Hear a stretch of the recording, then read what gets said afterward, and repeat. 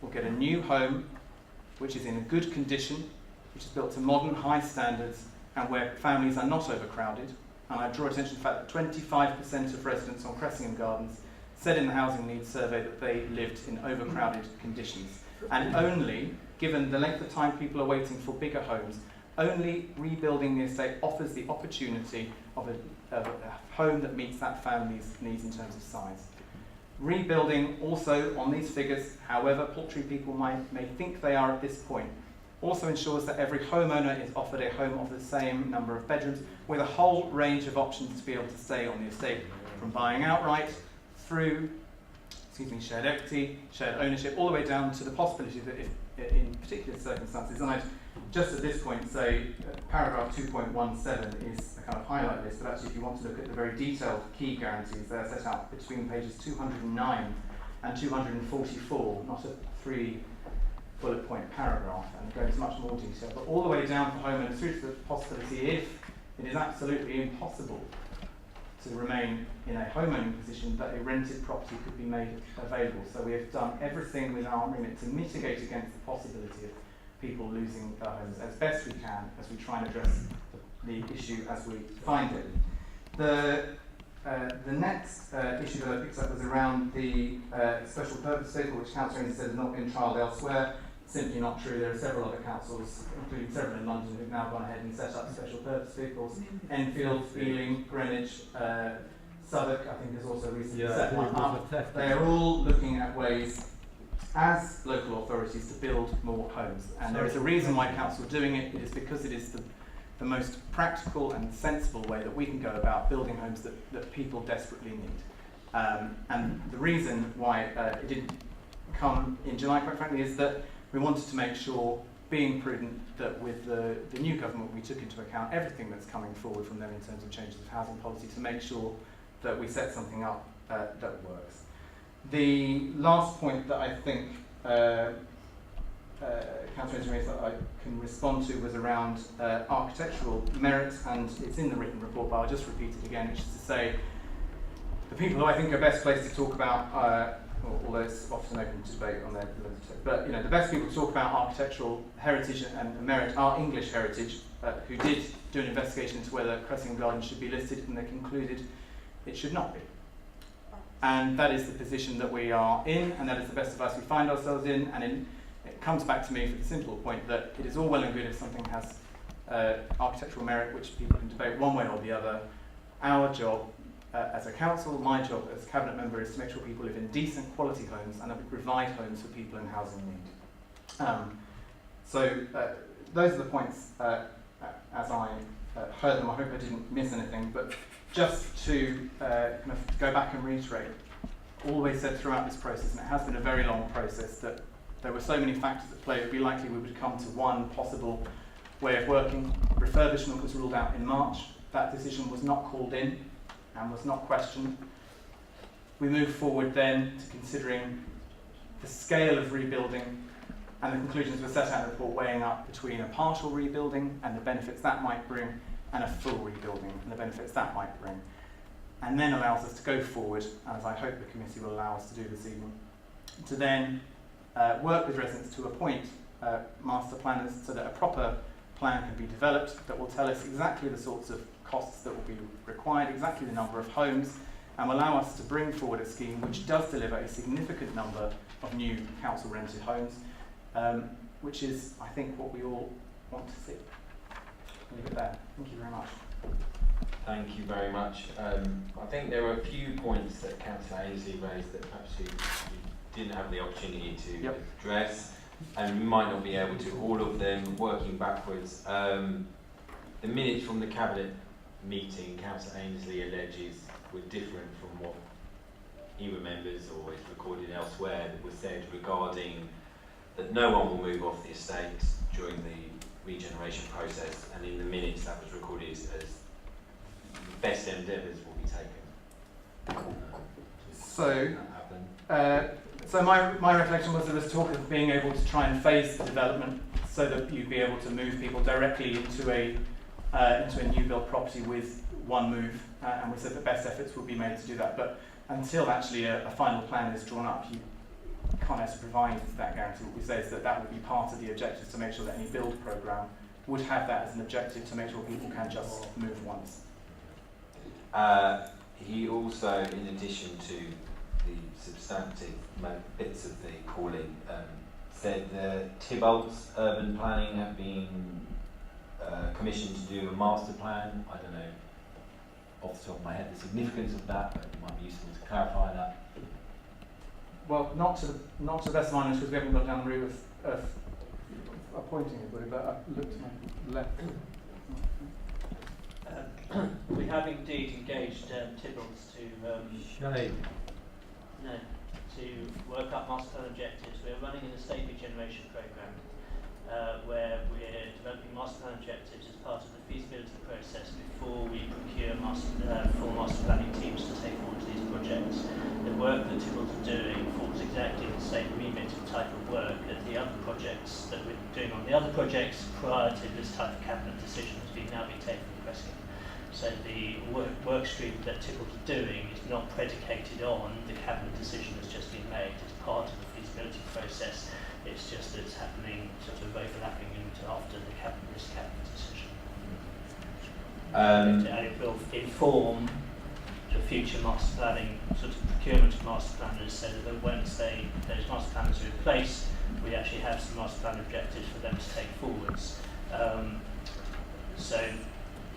That work is not predicated on the decision that's been made. It's part of the feasibility work that's been happening. Councillor Ainslie, did you very briefly, before I let other people speak, want to clarify any of the bits that I may have missed? I'll give you another opportunity to come back. Sure. On what date were Tibbalds formally appointed? I'm not sure. Okay. Too many microphones. Oh, sorry. I don't know exactly what date, but I know that we're in conversation with them from May. But what it sounds like you're suggesting is that the point at which Tibbalds are commissioned is not actually it's not predicated on the decision that's which is been made. what Councillor Ainslie seems to be suggesting that wasn't allowed. Regardless of when the cabinet decision was made, we could have done that one piece of work. Okay, I mean, I'll find another way of digging around that, whether it's a members' inquiry, but I'll continue to investigate that, rest assured. Okay,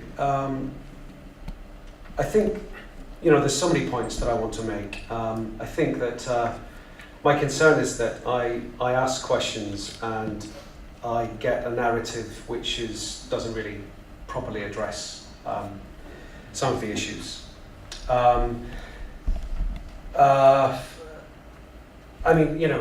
Yes, we need more homes, but we're displacing possibly, and let's face it, with some of the options I've seen on the table, to stay on Crescent Gardens. I don't know how many of you cabinet members would be impressed with some of the things that are on offer. For example, shared equity. It sounds like a bit of a sentence. I mean, we can maybe that can be looked at in more detail. But the options to stay on the estate that I've seen from these papers, it certainly wouldn't be an investment that I would be making. Put it that way. Okay. Yeah. Councillor Ainslie, sorry, I just wanted to make sure that I captured all of the points that may have been missed. You will have another opportunity to get back. I just think now it would be good to hear from the people who indicated they want to speak on the individual points and also from the committee. Several people have indicated they wanted to speak. What I suggest is that we go through each of the three parts of the call-in, and I have got people who have requested to speak are Tom Keane, Mariana Nwagboso, apologies if I mispronounced that, Anne Plant, Shemi Lira, and that's it. On the first point, validity of the test of opinion, do any of those people have any comment or question to make on the validity of the test of opinion? It's not compulsory. I've been asked to speak on this. I've been asked to step in and speak on this because one of the representatives can't be here. Okay. Which one was that? And plants. Oh, instead of and plant. And that's on specifically on this point about, okay, no, that's fine. You wouldn't mind coming up, taking a seat, introducing yourself. If you could let us know if you're a resident on the estate, a tenant or a leaseholder, and then you will have 2 minutes on that specific point about the validity of the test of opinion, if you wouldn't mind. Okay, my name's Anne Cooper. I'm a tenant on Cressingham Gardens, and I'm also a member of the TRA Cressingham Gardens Committee. I'm doing this at the last minute, so you'll have to sort of bear with me if some of it, the information I stumble over. I mean, I have reservations at this stage at talking about the test of opinion when I've just heard that it's considered irrelevant. It certainly was not my understanding at the Cabinet meeting when the test of opinion was referred to as a very relevant part of the process. So my concerns about the test of opinion itself, I mean, a very early version of it was provided to project team, the Cressingham Gardens project team, with resident reps for review and comment. And many of those comments were not taken on board in the subsequent test of opinion that was produced, and I think that I think that's a cause for concern. I think another thing that was problematic was that any detail relating to the new options which were devised by the residents, options 6, 7 and 8, were not included. The details of that were not included as we understood would be the case in the test of opinion. I think it's been said before here that the survey itself was very poorly worded and we had confusing questions.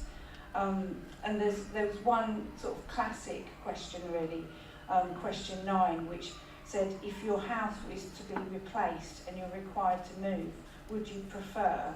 And option B was to stay in your current home. And I think with questions like that, it was understandably that residents would be, very confused about the nature of this survey they were being asked to undertake. I think more significantly than that was we had options 1 to 5 offered to us about this time last year. And when the test of opinion came round, it didn't talk about options 1 and 5, it talked about a scenario 1 and a scenario 2. And so again, I think, after a year of consultation, a very confusing sort of set of questions were being put to people. That is 2.5 minutes, but if you've got any last quick points. Okay, I'll just... How they felt when they were filling out the survey, Okay, I think there was a range of experiences that people had filling out the survey, and I think some people felt very pressured on the doorstep. I personally felt very pressured on the doorstep, and I actually opted to take the form away and look at it in my own time. That was given to me very reluctantly, and I understand that people were concerned that having filled out a form very, very quickly on the doorstep, that they weren't actually giving the full consideration to the answers they were giving. And I think that's a sort of very important point. I'm not doubting the validity of accuracy as an organisation, but the way it was carried out on a door-to-door basis was very poor indeed. That's really useful. Thank you very much for doing that at such short notice.